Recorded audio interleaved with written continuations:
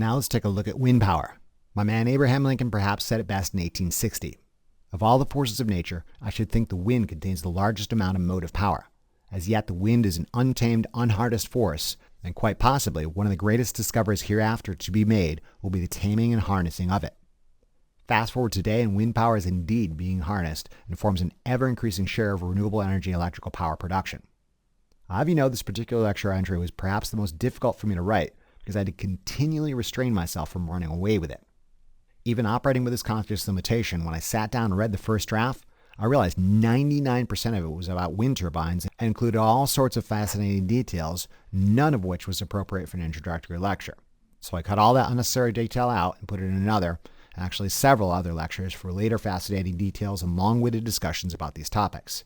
This is the briefest of brief orientations about wind power, but it'll do.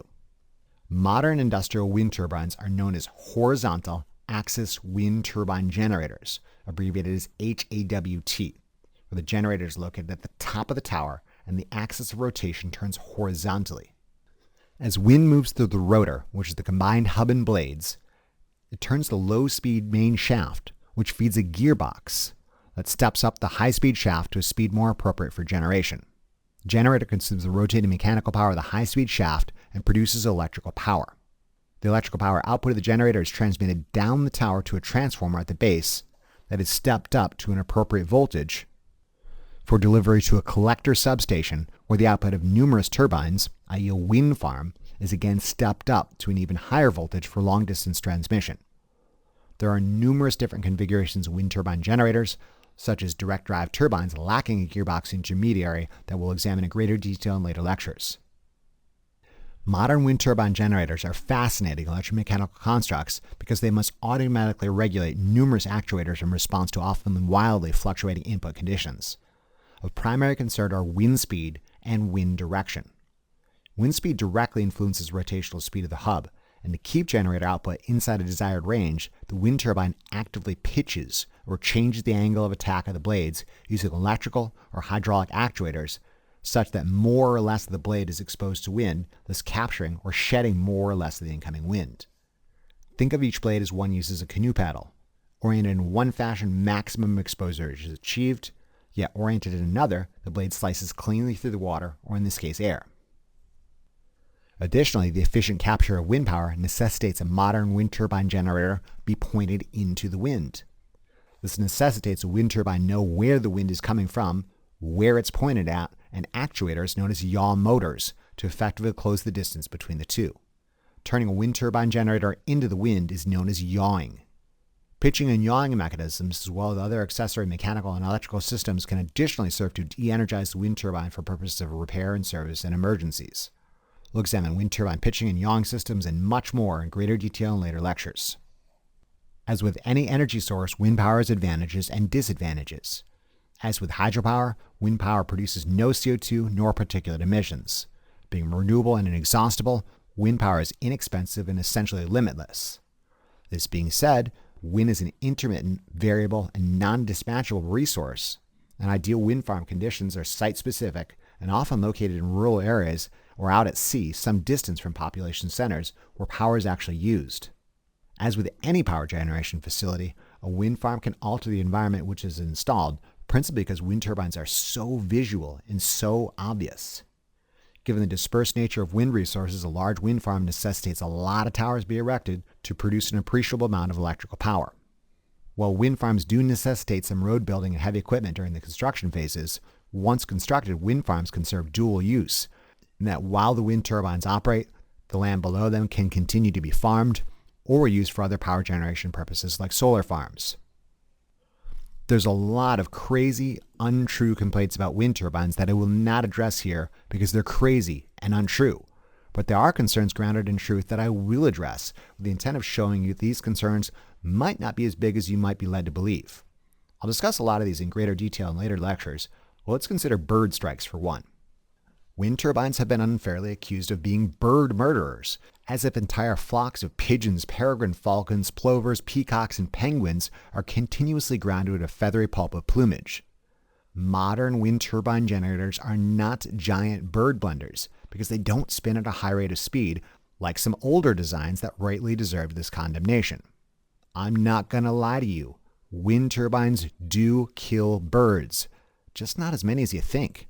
In fact, it's probably a lot less than you think. Take a look at this chart illustrating the number of anthropogenic, human-caused bird mortalities in the U.S. Take a guess what number 1 is. Cats. Cats kill like 2.4 billion birds. What's the leading cause of bird death number 2? Building strikes and windows at 600 million birds. Cars come in at number 3 with 200 million deaths. Collisions with power lines comes in at number 4 with 23 million deaths. Collisions with communication towers comes in at number 5 with 6.6 million deaths. Electrocutions from power lines comes in at number 6 with 5.6 million deaths. Apparently, U.S. birds don't die of agricultural chemicals, only Canadian ones. Go figure. And wind turbines, those come in a super distant 7th place at a paltry 230,000 deaths, essentially 0.01% of the pile of birds killed by cats. Now realize this chart is drawn using the logarithmic scale, where each equal vertical division is a power of 10. This is somewhat misleading, and it gives the false impression that if wind turbines just tried a little harder, or their blades were just a little sharper, or if they turned a little faster, they could be a contender. But this is far from the truth. If we drew this on a linear scale, you get the true picture. Wind turbines do kill birds, but vanishingly small compared to all the other more accomplished bird murderers out there. Get a grip, people. Put your cat on a leash. Again, I don't want this series to dive into public policy and prefer they're restricted to solely electromechanical concepts of renewable energy, but realize all modern energy facilities now need to go through a regulatory siting process that considers environmental impacts and authorizes a specific take of unthreatened species as the price of doing business. All power plants have impacts, some more than others. Way back when you could drop a 171-foot high, 2,690-foot long, 132-foot wide concrete plug right in the middle of the Columbia River, never once having to account for blocking the migration route of a major fish species that has shaped the economy of the Pacific Northwest since time immemorable. I'm not saying wind farms, solar farms, and dams have no impact on the environment, but what I am saying is that they might have much less impact on the environment than a coal-fired power plant, and certainly less of a need for the combined might of our country's military to prop up morally questionable regimes in the Middle East with no special affection for democracy to ensure our continued access to petroleum. Ask me how I know. What were we talking about? Oh yeah, birds. When you get right down to it, a lot of the overhyped culture war pushback to wind, and sometimes solar, is because they don't like the way it looks. And that's the one thing I can't argue with, since it's a matter of personal preference. Wind turbines, like dams and coal-fired power plants, are designed to produce electrical power, not look cool. The fact that an energy facility does or does not look like something you want in your backyard, somebody else's backyard, in the city, out in the unpeopled wastelands, or out at sea is not a consideration in their purpose and design. I'm amazed at the number of people that live in the Columbia River power system that never once notice the 48-mile Bonneville Reservoir backed up behind Bonneville Dam, the 24-mile-long Lake Celilo backed up behind the Dalles Dam, nor the 110-long Lake Umatilla backed up behind the John Day Dam, but are startled at the sight of a wind farm. When you get down to it, the dam is old news because it's been here since before most people were born, whereas the wind turbines are new and people might not understand new things. All right, we got to move on. Let's now talk about solar. Solar is radiant energy produced by fusion inside the sun. Every day the sun radiates more energy in one day than the entire world uses in 1 year. If only we could somehow intercept it and store it. The problem is solar is distributed over a wide reach, and the small amount of energy that actually received by a particular area depends upon the time of day, the season, the location, and cloud cover. Collectors of various forms are used to absorb solar power and put it to work in various fashions. Now, I did say at the beginning of this lecture I was going to try and concentrate on electrical power production from renewable resources rather than discuss direct or alternate use. The key word is try. Solar is way too tempting to stay on this narrow path, so I'll make an exception this time and wander off it momentarily and briefly discuss passive solar design and solar thermal water heating. Passive solar design. One of the simplest and cheapest ways you can heat your house in the winter and keep it cool in the summer is to point it towards the sun when it's cold and shield it from the sun when it's hot. In the northern hemisphere, the sun appears predominantly in the southern half of the sky. In winter, the sun appears at a low angle to the horizon, whereas in the summer, the sun appears at a high angle to the horizon. One way of passively heating and cooling your home is to ensure the southern side, i.e. the sun-facing side, is composed of a high percentage of insulated glass. During winter, the low-angle sun shines into the building, heats the well-insulated interior. During summer, the high-angle sun is blocked by a small overhang or an awning that prevents entry into the structure, keeping it cool. The key word in passive solar design is passive. Do it once and forget about it. No additional expenditures required, ever. This is obviously too much to ask of structures that are already built. However, the orientation and design of every new structure must take passive solar design into consideration. You'll be glad you did. Solar thermal. Solar thermal uses the sun's heat to directly heat water as opposed to an electrical intermediary. The solar collector, either an evacuated tube or a flat plate, is mounted on the roof of a structure or somewhere with good exposure to sunlight. When the collector is warm enough, a pump pushes heat transfer fluid through the collector, and the heated fluid is then routed to a heat exchanger inside a storage tank, which heats water, which can then be used for domestic purposes. Alternate configurations of solar thermal heaters, known as drain-back systems, exist that heat water directly rather than relying on a heat transfer fluid. As the name implies, when drain-back collectors are cold, the water is drained back into the storage tank, thus preventing damage to the collectors and pipes in freezing conditions. Admittedly, passive solar design and solar thermal are not means of making electrical power from solar, but they sure do help, since a majority of domestic energy consumption goes towards heating and cooling the interior of buildings and the nearly constant task of heating water. If you think about it, there's two ways to meet the power needs of society. Perhaps the most obvious way is to make more power. Another way to meet the power needs of society is to have less needs. If you can shift a majority, not all, of space and water heating to passive solar design and solar thermal, you need less electrical power. All right, let's get back on track and discuss electrical power production using solar resources. There's two basic forms: photovoltaic solar, sometimes abbreviated PV, and concentrated solar power, sometimes abbreviated CSP. Whereas traditional power generation often relies on an external prime mover turning a generator to produce electrical power, PV is different in that it consists of no moving parts and instead relies on a physical property of certain semiconductors that, when exposed to a certain wavelength of light, a tiny voltage differential is produced. Photovoltaic. Get it? Light-induced voltage. I will not bore you with the details here, but imagine a cell that produces a tiny amount of voltage and current when exposed to light of a given intensity. A cell is the basic building block of solar. When enough of these individual semiconductor cells are stacked in series, the voltage adds up. And when strings of these series stacked cells are connected in parallel, the current adds up. Such that a PV module or panel, being a series parallel connection of individual cells, produces a usable voltage and current for export. Series parallel connected collections of multiple PV panels are called PV arrays and produce larger values of voltage and current than an individual panel.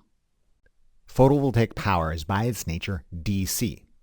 This is fine if you want to directly drive a DC load like a DC light or a DC fan, or perhaps charge a battery using a charge controller, which is a device that manages the charge process such the batteries are not overcharged, undercharged, nor damaged. DC is great for DC loads and battery-based off-grid applications. However, certain accessory components are necessary to produce grid-compliant AC, principal among them being an inverter.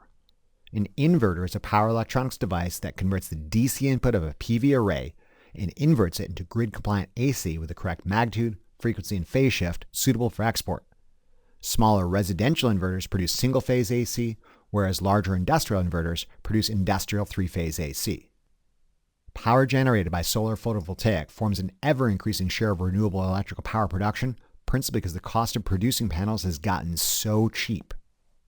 As I mentioned previously, solar farms are increasingly becoming co-located within wind farms, such that technicians servicing these farms need to understand both wind and solar, and batteries for that matter, since these energy storage facilities are also being installed with increasing frequency.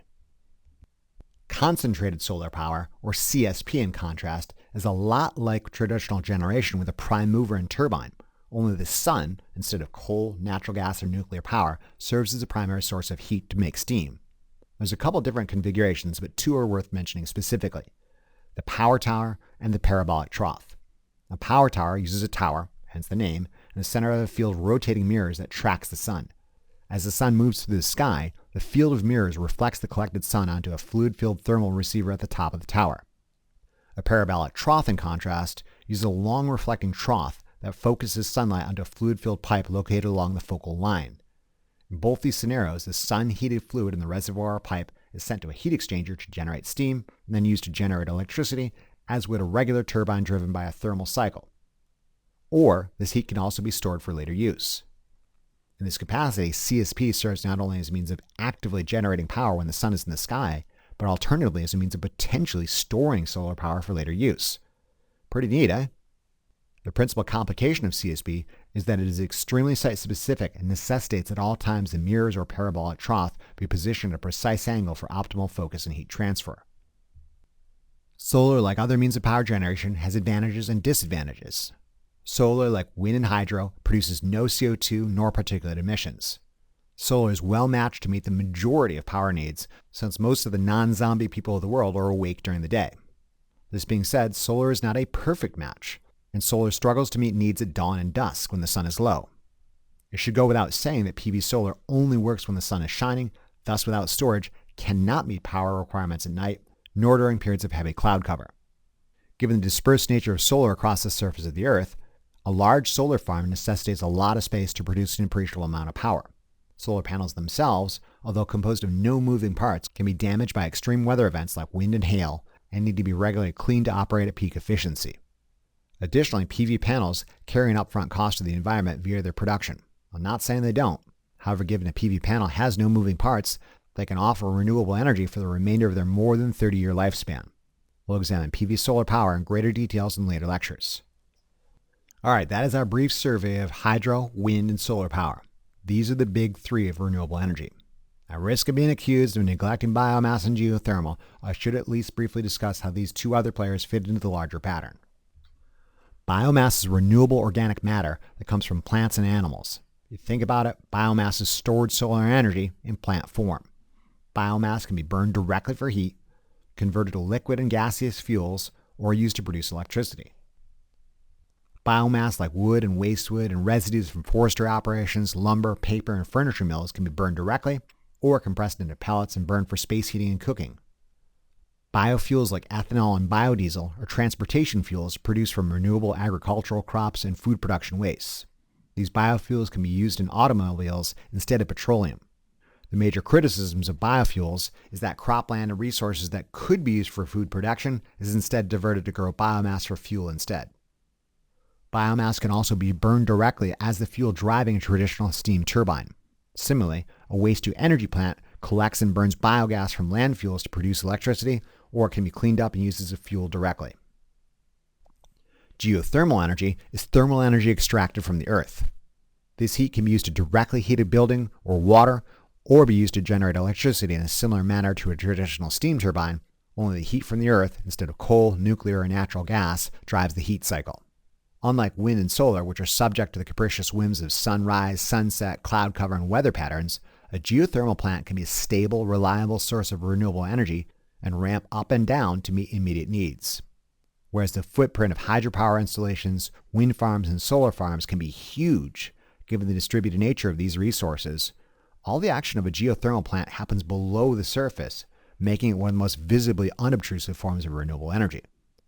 This being said, you got to find that perfect spot to put a geothermal plant, meaning geothermal plants are very, very site-specific and only work in geothermally active zones like New Zealand, Iceland, and certain hotspots in the US. There you go. Water, wind, fire, to a lesser degree, earth. Now that a brief survey of renewable power generation is complete, let's summarize some of our findings and compare and contrast the means of generating power from renewable resources with traditional non-renewable resources. Beyond discussions of renewable versus non-renewable and clean versus dirty natures, there seems to be a common theme for most but not all of these various means of making power. Non-renewable installations typically don't take up a lot of space. They're dispatchable, and most of them are already built. This being said, most are becoming increasingly expensive to run as the finite nature of the non-renewable fuel that powers them becomes economically and environmentally expensive. There are notable exceptions to this general characterization. Renewable installations, in contrast, often take up a lot of space. Most of them are non-dispatchable, and most have huge upfront costs for installation. But they're becoming increasingly inexpensive to run. Again, there are notable exceptions to this general characterization. There's an additional feature of most renewable installations. A majority of these energy forms are site-specific, and ideal locations are often found in rural areas situated far from cities where power is actually used. This implies two important things. Renewable energy is largely a rural phenomenon and can bring jobs to rural areas. Number two, we need an updated grid that can transmit renewable power from where it's generated to where it's being used. All right, before we close out this lecture, I wanted to give you a quick snapshot how the United States uses energy. At the time of this recording, our overall energy consumption looks something like this.